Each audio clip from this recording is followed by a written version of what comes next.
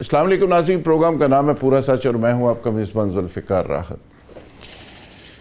ناظرین، ایران میں محسن نقوی صاحب تشریف لے گئے اور وہاں سے ہنگامی طور پہ ان کی واپسی ہوئی، اور واپسی اسلام آباد یا لاہور نہیں ہوئی، وہ سیدھے بلوچستان پہنچے جہاں پہ فیلڈ مارشل اور پرائم منسٹر پہلے سے موجود تھے، ان کے ساتھ مشاورت ہوئی اور اس کے بعد دوبارہ ایران چلے گئے۔ یعنی چند گھنٹوں میں دوسرا ان کا دورہ ہے، وزٹ ہے۔ اس پہ پوری دنیا کی نظریں ہیں کہ وہاں سے گپ شپ سے کیا نکلتا ہے، لیکن ساتھ ہی ساتھ چین کے صدر نے کہا ہے کہ دنیا جنگل کے قانون کی طرف واپس جانے کے خطرے سے دوچار ہے۔ ساتھ ہی ساتھ پیوٹن کہتے ہیں کہ یہ کوئی دانش مندانہ کام نہیں ہوگا کہ دوبارہ سے مشرق وسطیٰ کو آگ میں دھکیل دیا جائے۔ آپ نے ایک منظر بیجنگ کے اندر ٹرمپ کی آمد کا دیکھا اور ان کی رخصتی کا دیکھا، اور دوسرا پوری دنیا میڈیا کے جو کیمرے ہیں پوری دنیا کو پیوٹن کے دورے کا پروٹوکول استقبال دکھا رہے ہیں۔ جی وہاں سے ٹرمپ صاحب کیا لے کے آئے، پیوٹن کو کیا ملے گا، آج کوشش کریں گے کہ سارے ایشو کا احاطہ کرنے کی۔ میرے ساتھ موجود ہیں جناب سید پیر کلیم احمد خورشید صاحب، آپ معروف روحانی شخصیت کے ساتھ ساتھ معروف قانون دان ہیں، سپریم کورٹ کے سابق صدر رہے ہیں، ہائی کورٹ کے سابق صدر رہے ہیں، اور ساتھ ہی ساتھ سابق سفارتکار، بہت ہی ماہر تجربہ کار جی آر بلوچ صاحب ہمارے ساتھ موجود ہیں، کرنل ریٹائرڈ اسد محمود معروف دفاعی تجزیہ کار ہیں، وہ ہمارے ساتھ موجود ہیں، ڈاکٹر حسن نقوی سینئر صحافی ہیں، ایران سے ہمارے ساتھ جڑے ہوئے ہیں، ان سے بھی ہم پوچھیں گے کہ وہاں پہ کیا صورتحال ہے۔ جی آر بلوچ صاحب، آپ سے پروگرام کا آغاز کرتے ہوئے آپ کیا سمجھ رہے ہیں کہ جی سفارتکاری تو اب بھی جاری ہے، پہلے فیلڈ مارشل بہت زیادہ متحرک تھے، اب محسن نقوی صاحب نے یہ ٹاسک لیا ہے، اور ٹرمپ صاحب کی دھمکیاں اور ٹرمپ صاحب کی حرکتیں اپنی جگہ، ان ساری چیزوں سے کیا کچھ نکلتا ہوا نظر آ رہا ہے؟ کروں گا اس سے، اور میں نے بھی دیکھا تھا وہ جو کامنٹ تھا by the Chinese president Xi کہ دنیا جو ہے it is reversing back to the law of the jungle. یہ بہت سیریس ہے، بہت سیریس ہے، اور اس کا نوٹس لینا چاہیے پوری دنیا کو۔ اس کا مطلب ہے because this is a very considered Chinese, عموماً عام چائنیز بھی نہیں لیکن خاص طور پر پریزیڈنٹ چائنیز چائنا کا ہے، وہ سوچ سمجھ کے بعد اتنی بڑی بات کر سکتے ہیں، تو میں سمجھتا ہوں یہ بہت بڑی بات ہے۔ اس کا مطلب یہ ہے کہ جو کچھ اس نے اخذ کیا بات چیت کے دوران بھی، ٹرمپ کے ساتھ میٹنگ میں بھی، اور جو کچھ اس نے بتایا کہ how does he see the world Trump, اور اس کی اسیسمنٹ، یہ میں یہ سمجھتا ہوں کہ یہ نچوڑ ہے اس وزٹ کا میرے نظر میں، کہ جناب ٹرمپ جو ہے وہ امن کی بات، ہم کتنا بھی امن کے حوالے سے بات چیت کرتے رہتے ہیں، نیک خواہشیں اور خواب دیکھتے رہتے ہیں، بلکہ آپ سے بات کرنے سے پہلے وہ نقوی صاحب چونکہ ایران گئے تو مجھے جلدی سے کہا گیا کہ آپ اس پہ کچھ بتائیں، تو خواہشیں تو بہت ساری ہیں، اور یہی وجہ ہے کہ میرے خیال چند گھنٹے ہی رہ کے محسن نقوی صاحب دوبارہ پھر چلے گئے، کیونکہ واقعی because they are so now trigger happy. مسئلہ یہ ہے نا کہ جب وہ کہتے ہیں کہ جی we are loaded and ready to go, تو یہ میرے خیال ہے کوئی بلف نہیں کر رہے۔ میں ہمیشہ آپ سے آپ کے پروگرام میں یہی کہتا رہا ہوں کہ I take these people on their face value, جو کچھ کہتے ہیں وہ اس پہ کوئی میں خواہشات کا ذکر نہیں کرتا۔ یہ ضرور ہے کہ ایک ہمارا خواب ہے کہ یہ کہ امن آنا چاہیے، اور خدا نہ کرے ایسی جنگ نہ ہو، لیکن اگر یہ جنگ ہوتی ہے تو یہ انتہائی خطرناک جنگ ہے، اور جو ہم شروع میں جو کہہ رہے تھے کہ تیسری جنگ شروع ہونے والی ہے، جس کے لیے میں بہت سا دفعہ کہتا تھا کہ نہیں، لیکن اب میرا جو especially after what mister Xi said, yes I think we are in the throes of, یا بلکہ کہہ سکتے ہیں کہ ہم اس کنارے پہ پہنچ گئے ہیں جہاں پہ تیسری عالمی جنگ شروع ہو سکتی ہے، اگر یہ ایسا جو ہے وہ غلط فیصلہ ان وزڈم والا ٹرمپ جو ہے وہ کرتا ہے، یا نتنیاہو کہ وہ اتنا آ گیا ہے کہ اب اس کے لیے واپس جانا مشکل نہیں، تو یہ بہت خطرناک ہے، تو دنیا بہت خطرناک دھارے پہ کھڑی ہے۔ شیر فلوش صاحب، آپ کی بات یقینی طور پہ اس پہ بڑی وزڈم ہوتی ہے، اور پریزیڈنٹ شی کی جو بات آپ نے کی ڈیفینیٹلی اس پہ کوئی شک ہی نہیں کہ انہوں نے آبزرو کیا، ٹرمپ کی شخصیت کو دیکھا، اس کی گفتگو کو دیکھا، ملاقات کے دوران ان کو اسیس کیا. اور چائنیز آپ کو پتہ ہے اسیسمنٹ کے بڑے ماسٹر ہیں، اور اس کے بعد اگر وہ ایسی بات کر رہے ہیں تو دیر از سم تھنگ رانگ. ساتھ ہی ساتھ ہم دیکھتے ہیں کہ اسرائیل ابھی سمجھ رہا ہے کہ اس کا ایجنڈا پورا نہیں ہوا. بھارت پوری کوشش کر رہا ہے کہ اس آگ کو آگے تک لے جایا جائے. یو اے ای اس میں پورا حصہ ڈال رہا ہے. یہ شرارتیں، یہ اسپائلرز اپنی جگہ یہ سارے کام کر رہے ہیں، لیکن پاکستان کی پوری کوشش ہے کہ ایران نہ صرف کھڑا رہے، ایران فاتح بھی ہو، ایران آگے بھی بڑھے، ایران کی طاقت بھی بچے، اور اسلامی ممالک کی طاقت بھی محفوظ رہے، اور پاکستان بھی محفوظ رہے. تو ہم اس کے لیے پوری ایفرٹ لگا رہے ہیں. تو ایک طرح سے مقابلہ ہے اس اسپائلرز کے ساتھ، یعنی جو پیس کے دشمن ہیں ان کے ساتھ پیس میکرز کا مقابلہ ہے. ڈاکٹر حسن نقوی صاحب، آپ ذرا مجھے بتائیے گا کہ پیس میکر جیتیں گے، اسپائلرز جیتیں گے، اور پیس کے دشمن جیتیں گے، کیا ہوگا؟ بہت شکریہ آپ کا. دیکھیں، دنیا میں اس وقت جو طاقت کی زبان بولنے کا قانون گزشتہ چند دہائیوں سے رائج تھا، اور امریکہ اور اس کے اتحادی خصوصاً ان کی سپرمیسی نہ صرف جنگی محاذ میں، عام اقتصادی محاذ میں بھی دیکھتے ہیں، باقی جگہوں کے اوپر بھی، اور جہاں وہ چاہتے تھے سیاہ اور سفید کرتے تھے، چاہے وہ اقوام متحدہ کا فورم ہو، وہ نیٹو فورسز ہوں، وہ جنگ اور امن کے منصوبے طے کرتے تھے. لیکن ہم دیکھتے ہیں کہ ایران کے انقلاب کے بعد سے لے کر اب تک ایران جو ان کے سامنے کھڑا ہوا اور ان کو چیلنج کیا اور ان کی حیثیت کو چیلنج کیا، جیسے کہ بلوچ صاحب کہہ رہے تھے کہ اس وقت ہم جنگ کے دانے کے اوپر پہنچ چکے ہیں اور عالمی جنگ کی طرف جا رہے ہیں. اور اس وجہ سے یہ ہے کہ یہ جو اسپائلر موجود ہیں عالمی سطح پہ، اور یہ بدماش اور دہشت گرد موجود ہیں، اس وقت یہ سمجھتے ہیں کہ حتیٰ مذاکرات کے ذریعے سے بھی جب تک ہمیں کوئی بہت بڑا ایڈوانٹیج نہ ملے ایران کی طرف سے، اور پوری دنیا کو ہم دکھا سکیں کہ یہ ہماری فتح ہو گئی ہے، تب تک اس مذاکرات کے ساتھ بھی ایسے ہی ہے کہ جیسے امریکہ نے ایران کے سامنے ہینڈز اپ کر دیے ہیں اور اسرائیل نے بھی ہینڈز اپ کر دیے ہیں. ان کو واضح طور پہ اپنی شکست نظر آ چکی ہے.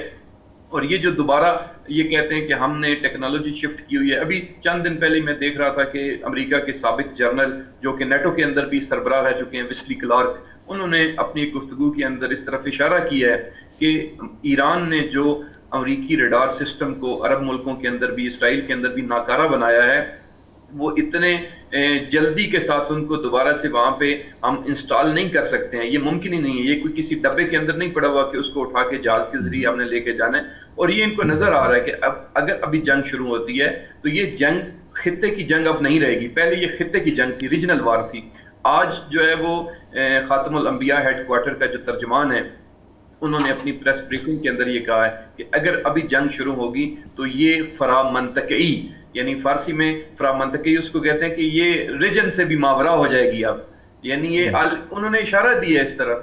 اور ہمیں نظر آ رہا ہے کہ ایران نے کہا ہے کہ ہم اس جگہ پہ بھی اٹیک کریں گے کہ جہاں پہ یہ سوچ بھی نہیں سکتے. اور یہ کامیابی ان کے پاس اس وقت موجود ہے. ظاہراً جنگ جب شروع ہوتی ہے تو فارسی میں ہم کہتے ہیں کہ زد و خورد دارے، ہمیں بھی پڑتی ہیں، دوسرے کو بھی پڑتی ہیں. اصل نتیجہ یہ ہوتا ہے کہ ہم دیکھیں کہ وہ جو اہداف جنگ کے دشمن نے طے کیے ہوتے ہیں، ان ہدف تک کون سا ملک پہنچا ہے. ہم نے دیکھا کہ امریکہ کی طرف سے جو اہداف ایران کے حوالے سے رجیم چینج کا ہدف تھا وہ کامیاب نہ ہو سکا. آبنائے ہرمز کو کھلوانے کا ہدف تھا وہ کامیاب نہ ہو سکا. عوام کے ذریعے سے اندرونی طور پہ خانہ جنگی کا ہدف تھا وہ کامیاب نہ ہو سکا. ابھی تو وہ آگے ہیں کہ آپ ہمارے ساتھ مذاکرات کریں، دریائی معاصرہ ہم کھول دیں گے.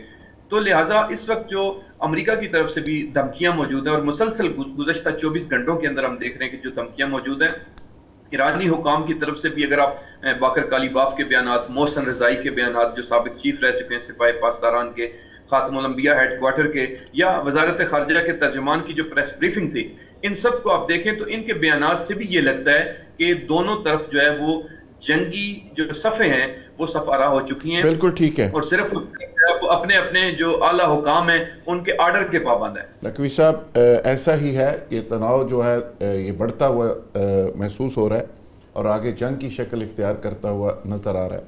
جہاں پہ امریکہ صاحب بندی کر رہا ہے، اسرائیل کر رہا ہے، یو اے کا دماغ خراب ہے، وہاں پہ ایران کو بھی ظاہر موقع ملا ہے اور ایران نے بھی اپنی کو فیلڈنگ لگائی ہے اس امن کے دنوں میں، سیز فائر کے دنوں میں، اور رشیا نے اور چائنا نے بھی اس میں ایک رول پلے کیا ہے، پاکستان بھی اپنا حصہ ڈال رہا ہے۔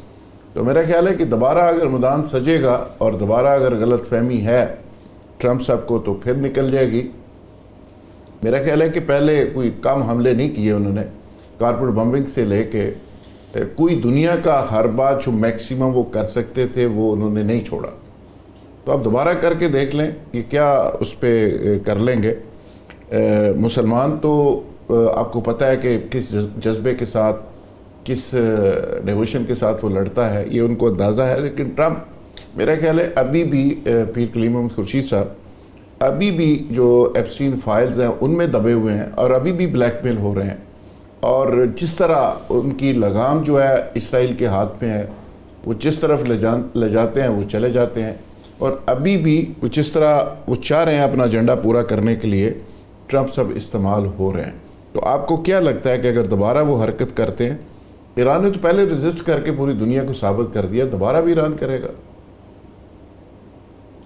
پیر صاحب جی شکریہ جی۔ بات یہ ہے کہ دراصل جو وکلاء ہیں وہ ہمیشہ رول آف لا پہ بلیو کرتے ہیں۔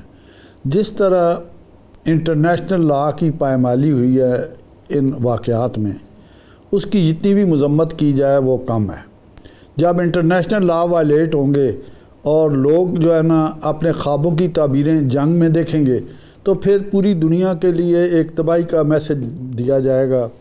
میں یہ سمجھتا ہوں کہ اب جو ہے ایران کو جذباتی ہونے کی بجائے بیٹر سینس پریویل کرنا چاہیے، اور اپنے اکنامک حالات کو سدھارنے کے لیے، ان قوم کو ان کرائسس سے نکالنے کے لیے نا تھوڑا بہت لیٹیٹیوڈ لینا چاہیے۔ دیکھیں صاحب اب ٹرمپ صاحب کو چاہیے کہ اتنا بڑا وکٹری کا کپ کرنا چاہتا ہوں کہ جو جا کے اپنی قوم کو وہ دکھا سکیں، اپنے میڈ ٹرم الیکشن جیت سکیں، امپیچمنٹ سے بچ سکیں، تو وہ کپ اب کون دے گا؟ ایران تو دینے کو تیار نہیں، پاکستان وہ اتنا بڑا کپ بنا ہی نہیں سکتا جتنی ثالثی میں ٹرمپ صاحب کو چاہیے، تو وہ فیکٹری کہاں پہ ہے؟ کہاں سے بنے گا اتنا بڑا وکٹری کا کپ؟ سر بات یہ تھی کہ میں یہ سمجھتا ہوں کہ ایرانی کیونکہ بطور مسلمان بھائی کے ان کے سامنے صلح حدیبیہ کا ایشو ان کے سامنے ہے، وہ ضروری نہیں ہوتا ہے کہ ہر چیز میں جو ہے نا ایکسٹریم اینڈ پہ جایا جائے۔ دراصل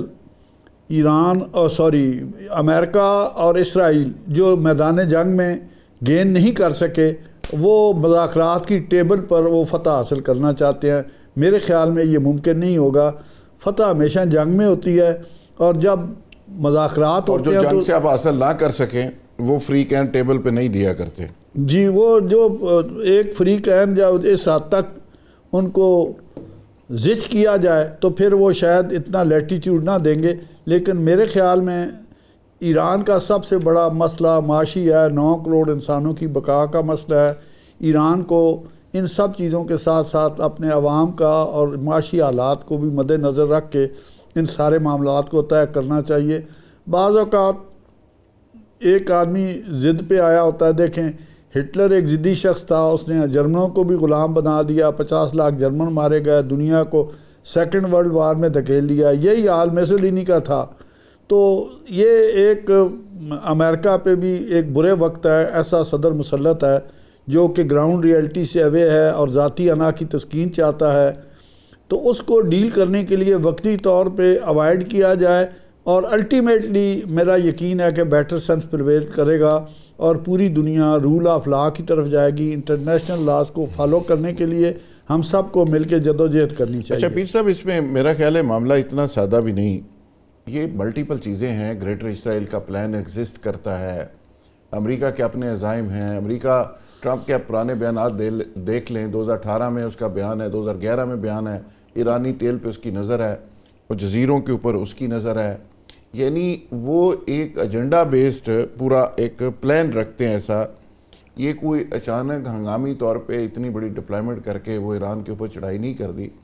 یہ تو ہمارا پرابلم ہے نا جی، کہ ہماری کوئی پلاننگ آگے کی 2-3 سال 4 سال کی بھی نہیں ہوتی, وہ تو 400 سال کی کر کے بیٹھتے ہیں. تو اسرائیل نے اتنا بڑا جو پلان کیا ہوا ہے, کرنل اسد محمود صاحب, کیا اتنی آسانی سے ٹرمپ کو وہ راستہ دے دیں گے؟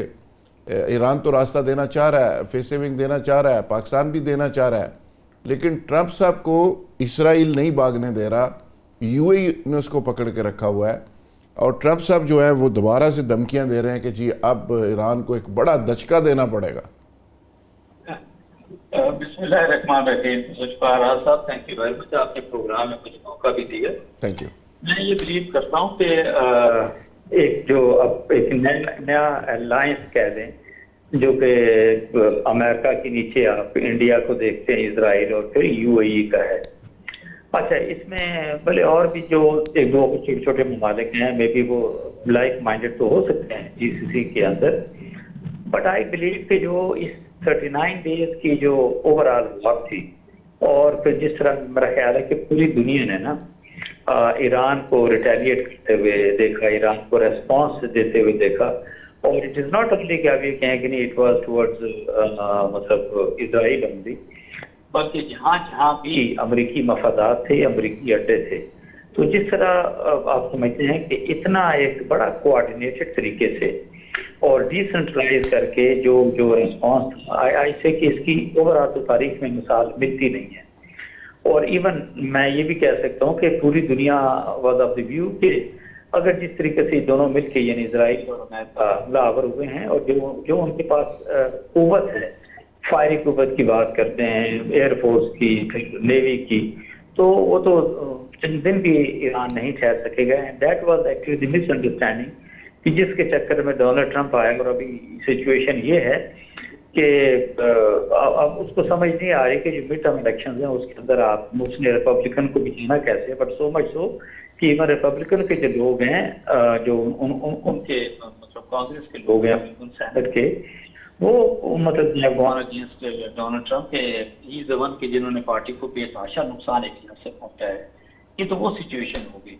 تو اس سارے حالات میں ہوتے ہو اس بیک ڈراپ کے اندر اگر آپ دیکھیں تو آئی ڈونٹ فور سی کہ آپ چیزوں کو نا اس طرح اور مزید خراب ہوتے ہوئے دیکھیں گے. بالکل اس میں اسرائیل کی تو کوئی شک ہی نہیں ہے نا کہ مطلب یہ دنیا کا شیطان ترین اور کرمنل کنٹری ہے. It is headed by the most criminal like Netanyahu کی بات کرتے ہیں, اور ڈیفینیٹلی اس نے پھر شیشے میں اتارا ڈونلڈ ٹرمپ کو, کیونکہ ایبسٹین فائل تو کبھی ہٹ نہیں سکتی نا, وہ تو بالکل موجود ہے وہاں پہ. اینڈ سرٹنلی اسی بلیک میلنگ کے اندر ایک لحاظ سے ڈونلڈ ٹرمپ آئے, دیٹ مین کہ ہی ہیز بین ایکچولی کسی صورت کے اندر بھی یہ حصہ رہا ہے ایبسٹین فائلز کا. تو چیز ایسی ہے نہیں کہ آپ یہ کہیں کہ نہیں حالات بدل دیں گے اور آپ فارغ ہو جائیں گے. وہ تو ایک ڈیو کورس کے اندر جو کچھ بھی ہونا وہ تو ڈیفینیٹلی ایک لحاظ سے ہونا ہے. لیکن اس کے ساتھ ساتھ میں یہ کہوں گی کہ اب ان کو یہ فیئر بھی ہے کہ اب اگر جو ریٹیلیشن اور جس طریقے سے ایران نے اس کو کلیم کیا ہے کہ our retaliation is going to be far worse than what we have actually done in 39 days, تو میں نہیں سمجھتا کہ اب یہ کہیں کہ نہیں وہ ایران کو کوئی سبق پڑھائے گا, یہ سارا کچھ ہوگا, بلکہ no, they are trying to help face saving کہ دنیا کو وہ جو ہے نا لوگوں کو کے سامنے مطلب بڑے بڑے باتیں کرتے ہیں, یہ کر دیں گے وہ کر دیں گے, بٹ انٹرنلی اگر آپ سمجھتے ہیں تو میرا خیال ہے وہ بھی اپنی فیس سیونگ کسی صورت کے اندر جو ہے امریکہ وہ چاہ رہا ہے. اس میں کوئی شک نہیں کہ ایران کا تو بے تحاشا نقصان ہوا, اور اب نہیں ہوا, یہ تو آلموسٹ 1979 آن ورڈ اگر آپ یہ دیکھتے ہیں یہ سب سے ایک لحاظ سے ہو رہا ہے. بٹ آپ ان کی ریزیلینس دیکھیں, آپ ان کی بریوری دیکھیں, آپ ان کی پلاننگ دیکھیں. اٹس ناٹ لائک دیٹ جیسے ذوالفقار راز صاحب تذکرہ کر رہے تھے کہ جی وہ پاکستان کی طرح 3-4-2 سال کی پلاننگ پہ جاتے تھے. اب کون very very deep and long planning.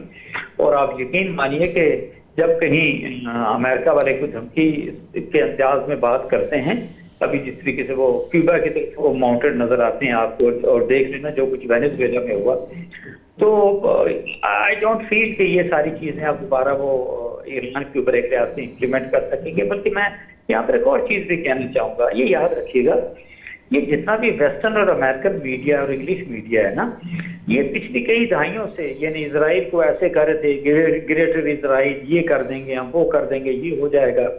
اچھا, اور اسی کے اندر میں سمجھتا ہوں کہ بہت سارے ممالک جو اوکے وہ وہاں یہ ایسا چلا گیا کہ نہیں بھائی یہ تو امریکہ ہو گیا، اسرائیل ہو گیا، یہ انوینسیبل ہے، ان کو تو کچھ کہہ ہی نہیں سکتا. تو it has happened actually for the first time کہ امریکہ کو اب سمجھ نہیں آئی کہ بھی میں اس کمبل سے کیسے اپنے آپ کو نکالوں، کیسے میں اپنی جان کیسے چھڑاؤں. تو میرا خیال ہے کہ اگر جیسے نا وہ مہابھارت کی ہم بات سیکھتے ہیں اکثر لوگ یا پھر گریٹر اسرائیل کی، آئی تھنک یہ کسی طرح کا کوئی ان کی سوچ تو بالکل ایسی تھی، بالکل لیکن کہ ہمیں ان کا تذکرہ بھی کرنے کی ایک لحاظ سے ضرورت نہیں ہے. وائی بیکاز اگین وہ جس کو کہتے ہیں نا کہ وہ چیزیں سامنے آتی ہیں، ہاں کہ ہمیں بالکل ویری کلیئر دیکھنا انڈیا کے ساتھ جو آپ نے پچھلے سمل کر دی ہے، ٹھیک ہے کہ جی وہ معافی تلقی پہ آ گئے، ڈونلڈ ٹرمپ کو رات کو نیند سے اٹھایا کہ جی ہمارے ساتھ ہماری جان چھڑائیں، ایک لحاظ سے کہنا چاہیے. تو آئی فور سی مطلب انڈیا کی طرف یا ایون اسرائیل کی طرف سے گریٹر اسرائیل یا مہابھارت. بالکل ٹھیک ہے کان صاحب، آپ کا ویو پوائنٹ آ گیا، بالکل ٹھیک آپ نے کہا. چیئر بلوچ صاحب، یہ ذرا ہماری رہنمائی کیجئے گا کہ ایک بات بار بار خبر آ رہی ہے سوشل میڈیا کے اوپر، پریزیڈنٹ شی کے نے جب سپیچ کی وہاں پہ ایک تقریب کے اندر، تو اس کے پیچھے جو نقشہ نظر آ رہا ہے اس میں اسرائیل نظر نہیں آ رہا، فلسطین آ رہا ہے، باقی کنٹریز جو نیبر کنٹریز آ رہے ہیں وہ مسنگ ہے. اور پھر وہاں سے خبر آتی ہے کہ جی انہوں نے باقاعدہ کہا کہ جی ہمارے نقشے میں، ہمارے پلان میں، ہماری سوچ میں اسرائیل فارغ ہے. ایک یہ چیز ضرور اس کی کریے گا کہ کیا چائنا واقعی اس لیول پہ چلا گیا ہے. اور دوسری بات، ایران کے ساتھ جو چائنا کے ریلیشنز ہیں اس کو یو اے ای نے بھی ریکویسٹ کی، ٹرمپ نے بھی دباؤ ڈالنے کی کوشش کی چائنا کے اوپر. تو چائنا نے اسٹریٹ اوے کہا کہ جی ہم ایران کے ساتھ کھڑے ہیں، ہماری دوستی اور دشمنی کس کے ساتھ ہوتی ہے اس کا فیصلہ بیجنگ کرتا ہے، ہم کسی کو اجازت نہیں دیتے. تو آپ کے خیال میں اگر ایسی کوئی بات آگے جنگ کی شکل اختیار کرتی ہے تو رشیا اور چائنا کیا رول پلے کریں گے؟ فرنٹ فٹ کیا اوپر آئیں گے، پریکٹیکلی شامل ہوں گے جنگ کے اندر؟ بہت آئی تھنک یہ بہت سینسٹیو اور بہت ہی اہم نقطہ ہے جو ہم سب کو سمجھنا ہے، ایگزامن کرنا ہے اور سمجھنا ہے کہ اس وقت چائنا اور رشیا کا جو کولابوریشن ہے، کوآپریشن ہے یا اسٹریٹجک الائنس ہے، وہ اس کی نیچر کیا ہے اور وہ کہاں کھڑا ہے as compare to U S and Israel. کیونکہ اس وقت یہی ہو رہا ہے کہ یہ، اور پھر ایلائز اس کے ہیں تھوڑے بہت، but really they don't count at all. دیکھیے اگر اسرائیل سے امریکہ نکال دیں اسرائیل کچھ نہیں، یو ای سے اسرائیل نکال دیں یو ای کچھ نہیں. لہٰذا اس لیے میں ان پہ زیادہ کامنٹ نہیں کرنا چاہ رہا. میرے خیال میں چائنا کا اب بھی یہی ہے کہ کسی بھی جنگ میں داخل نہ ہوا جائے. تو دی اونلی ساؤنڈ اور سین جسے کہا جائے یا ایک وزڈم کا آواز جو ہے وہ چائنا رہے گا. وہ اپنے آپ کو کسی بھی قیمت پہ انلیس ٹرمپ اس کو تھریٹن کرتا ہے کچھ 2 ہفتوں کے بعد، اس کو جب یہاں پہ کوئی ٹھنڈ مل جاتی ہے کہ جی ایران ٹھنڈا ہو گیا اب ذرا تائیوان کو گرم کرتے ہیں، کیونکہ اس کو تو بیسیکلی اٹینشن چاہیے نا میڈیا میں، اس کو تو اس نے ٹویٹ چلانے ہیں اور ٹویٹ کی جو ڈپلومیسی ہے اسی کو گرم رکھنا. اس کے لیے کیا چاہیے آپ کو؟ کنٹراورشل جو ہے وہ ایشوز چاہیے، ایسے ایشوز جس سے لوگوں کا اٹینشن آئے، کیونکہ there is a money to be made and there is this is what his kind of, اس کا اپنا ایک نیچر ہو گیا ہے کہ اس کو دنیا میں خبروں کے شہ رخیوں میں رہنا ہے. جو بیماری بہت سارے لوگوں کے پاس ہے، جو یہاں بھی کچھ لوگ ہیں، انڈیا میں بھی کچھ لوگ ہیں، تو وہ ایک مائنڈ سیٹ ہے ہر جگہ انفارچونیٹلی دنیا کے اندر لیڈرشپ کا، جو کہ کسی بھی قیمت پر even at the cost of their own country, ان کی سب سے بڑی بدقسمتی یہی ہوتی ہے ایسے لوگوں کی اور ایسے ملکوں کی کہ ایسے لوگ اپنے ملک سے، اپنے لوگوں سے بڑے بن جاتے، سرخیوں میں رہنے کے لیے وہ سب کچھ قربان کر دیتے ہیں. تو میں سمجھتا ہوں کہ میرا آرٹیکل بھی آیا ہے، آئی تھنک جو ٹرانزیشن ہے to a multipolar world اس کو وہ جلدی کروا رہا ہے. جو اگر 2-4-5 سال رہتا یو ایس جو ہے as a uni polar power تو پاسبل تھا، لیکن اس جنگ کے بعد اور اگر وہ اس کے بعد کوئی گرم کرتا ہے محاذ ساؤتھ چائنا سی میں. اور میں سمجھتا ہوں کہ شی نے ایسے نہیں کہا یہ کہ جی دنیا اب رول آف دا جنگل کی طرف جا رہی ہے, کہ اس نے پڑھ لیا ہے کہ اس محاذ کے بعد ممکن ہے کہ یہ محاذ کھل جائے ساؤتھ چائنا سی میں اور تائیوان پہ ہمیں دو بدو امریکہ سے کرنا پڑے. تو اپنے بریف ہم تیار کر لیں, تاریخ پڑھ لیں, تو اور جو ابھی تاریخ لکھی بھی جا رہی ہے کالے کاغذوں کے اوپر امریکہ کی طرف سے, اس کو بھی سامنے رکھیں. اور اگر ہم بچا سکتے ہیں پاکستان کی کاوشیں اور جو لوگ اس کے ساتھ شامل ہیں, سعودی عرب ہے, ٹرکی ہے اور قطر ہے اور چائنا ہے, تو ہمیں ایران کو مکمل تباہی سے بچانا چاہیے, تاکہ یہ جو جن ہے جو چڑھایا ہے نتن یاہو نے ٹرمپ کے اوپر جنگ کا, وہ کسی طرح سے جو ہے وہ اتر جائے. اس کے بعد شاید دنیا امن کی طرف گامزن ہو. خواہش تو بہت اچھی ہے جیئر بلوچ صاحب, آپ کی بھی ہے, ہماری بھی ہے, اور پاکستان پیس کے لیے رول بھی پلے کر رہا ہے. لیکن بات وہی ہے کہ کیا جو اتنی دیر سے پچھلے 100 سال سے تیاری کر رہا ہے امریکہ اور اسرائیل کو ایک ایسا بیوقوف صدر ملا اب جا کے کہ جو اتنا ڈفر بھی ہے اور جس کے اپنے ایجنڈے بھی ہیں, جو پیسہ بھی بنا رہا ہے اس جنگ سے, جو سٹاک پہ اپنی ٹیمیں لگائی ہوئی ہیں, آئل بھی خرید رہے ہیں, اور اس کا جنگ کو لوگوں کے احساسات, جذبات, لوگوں کی موت زندگی کے نام پہ اپنا پیسہ اکٹھا کر رہے ہیں. تو ایسے حالات کے اندر صرف ایران اگر کوئی دکھاتا ہے, کوئی لچک دکھاتا ہے, اور صرف اس بیس کے اوپر کیا یہ معاملہ ختم ہو سکتا ہے؟ یہ $1 ملین کویسچن ہے کہ کیا صرف ایران کے اینڈ کے اوپر ہی چیز اڑی ہوئی ہے. نقوی صاحب, میں آپ کو زحمت دوں گا, ایک تو اس کا ضرور جواب دیجئے گا کہ یہ ایک تاثر ہے, جس طرح ابھی پیر صاحب بھی کہہ رہے تھے کہ صلح حدیبیہ کو ہمیں دیکھنا چاہیے.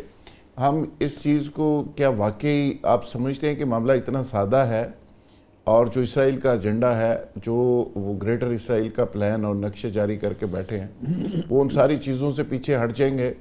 اور دوسرا یہ ضرور بتائیے گا کہ ایک میں سٹیٹمنٹ مجھے لگتا تو نہیں ہے, اور جس پہ بڑی بحث بھی ہوئی, راکشی صاحب نے کوئی انڈیا کے بارے میں بڑی محبت کا اظہار کیا.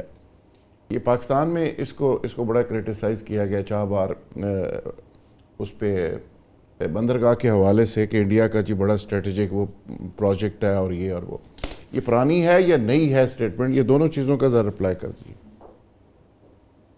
جی, پہلی چیز تو میں عرض کروں کہ مجھے یہ لگتا ہے کہ اس وقت جو ہے وہ صلح حدیبیہ کا وقت نہیں ہے, بلکہ اس وقت جو ہے وہ جنگ خیبر والا وقت ہے رسول اللہ کے زمانے کا.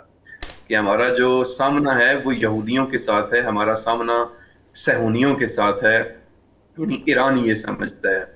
اور ان یہودیوں کے مقابلے میں جو ہے, اور اس قلعہ خیبر کو فتح کرنے کے لیے ہم دیکھتے ہیں کہ اس زمانے میں بھی کئی لوگوں کے ہاتھوں کے اندر علم تھے, اور پھر بالآخر وہ فتح ہو گیا مولا علی علیہ السلام کے ہاتھوں.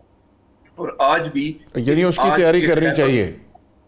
جی, آج کے خیبر کو فتح کرنے کے لیے بھی کبھی یہ علم یاسر عرفات نے پکڑا, خیبر فتح نہ ہوا, کبھی ابو مازن نے پکڑا, خیبر فتح نہ ہوا.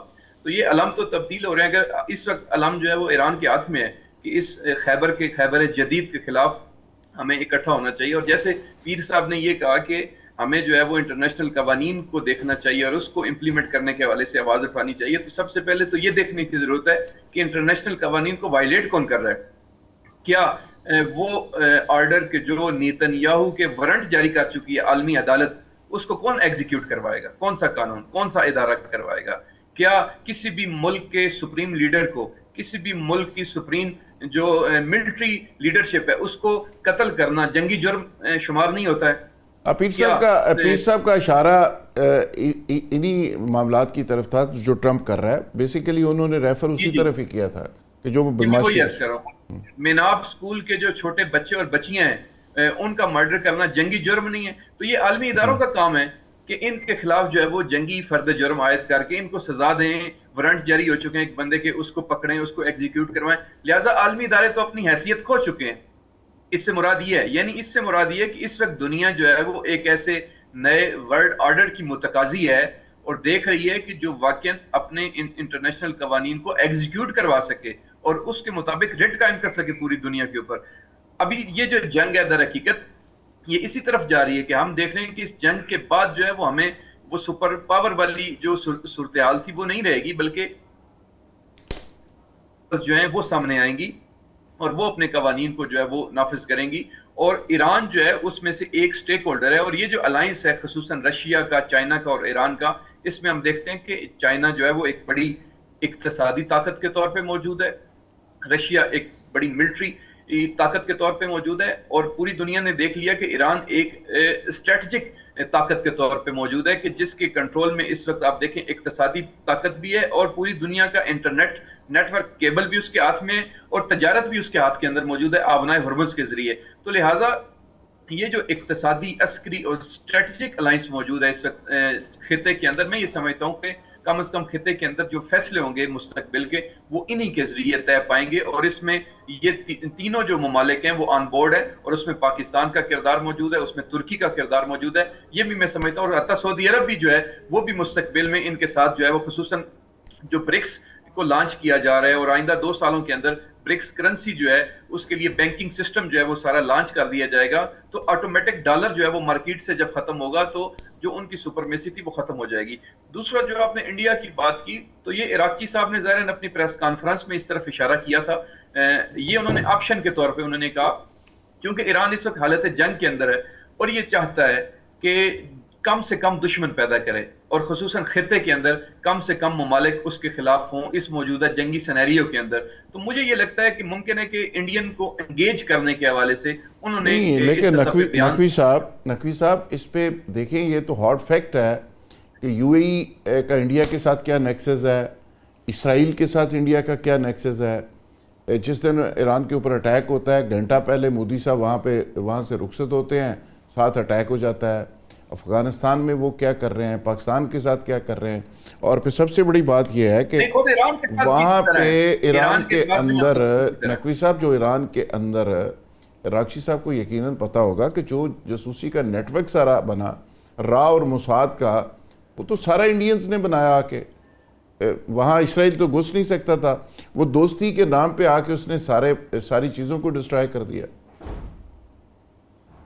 جی ہم دیکھتے ہیں کہ چابہار کے اندر جو ہے وہ بالکل انڈین کا نیٹ ورک پکڑا گیا اور ایران نے جو ہے وہ اس کے خلاف سٹینڈ بھی لیا ہے. جو 12 روزہ جنگ تھی اور 12 روزہ جنگ سے پہلے بھی جو ملک کے اندر داخلی طور پہ یہاں پہ فتنے تھے اور جلاؤ گراؤ تھا، اس زمانے میں بھی انڈینز جو ہیں وہ تہران سے بھی پکڑے گئے، مشہد سے بھی پکڑے گئے اور اس کے ساتھ ساتھ چابہار کے علاقے اور زائدان سے بھی پکڑے گئے. پھر آپ کے جہاز، ایران کے جہاز کے ساتھ جو کچھ انہوں نے کیا، جو مہمان تھے ان کو وہاں پہ جاسوسی کر کے اور پھر وہاں افسوس تک نہیں کیا. میں کہتا ہوں کہ وہ انڈیا کیا اس قابل ہے کہ ایران اس سے کوئی محبت والی کوئی ایکسٹینڈ کرے، کوئی جذبات اپنے کہ جی ہمیں مل جانا چاہیے اور یہ سمجھ نہیں آ رہا. مجھے نہیں لگتا کہ ایران جو ہے وہ انڈیا کے ساتھ جو ہے وہ اپنے کوئی اسٹریٹجک تعلقات کو مستقبل میں بنا سکتا ہے. میں یہ عرض کروں کہ جو شہید سپریم لیڈر تھے آیت اللہ خامنئی، جب سے وہ رہبر بنے تھے تب سے لے کر ان کی شہادت تک انہوں نے 52 ٹائمز یعنی 52 مرتبہ جو ہے وہ انڈیا کی حکومت کے اوپر، کشمیر کے موضوع کے اوپر تنقید کی ہے اور مختلف میٹنگز کے اندر، مختلف سٹیٹمنٹس کے اندر، حتیٰ مختلف عوامی اجتماعات کے اندر، اور انڈین حکومت کو تنقید کا سخت نشانہ بنایا ہے. اس کے پروفس موجود ہیں، ان کے بیانات موجود ہیں. 52 ٹائمز آیت اللہ خامنئی نے جو ہے وہ انڈین کے اوپر جو ہے وہ کہا ہے کہ یہ لوگ جو ہیں ظلم کر رہے ہیں کشمیر کے موضوع. بالکل صحیح. نقوی صاحب یہاں پہ ایک بریک کے لیے کہا جا رہا ہے، میں بریک لے لوں اور واپس آتے ہیں. اور نقوی صاحب میرا یہی پوائنٹ تھا، ویو پوائنٹ اس لیے تھا کہ انڈیا ایران کا کیسے دوست ہو سکتا ہے جس کے اسٹریٹجک ریلیشن ہے اسرائیل کے ساتھ، جو یو اے ای کے اندر سب سے بڑا بندر بنا کے بیٹھا ہوا ہے، اور وہ مسلمانوں کے خلاف کیا جذبات رکھتے ہیں اور اس کا تعلق کیسے ہو سکتا ہے.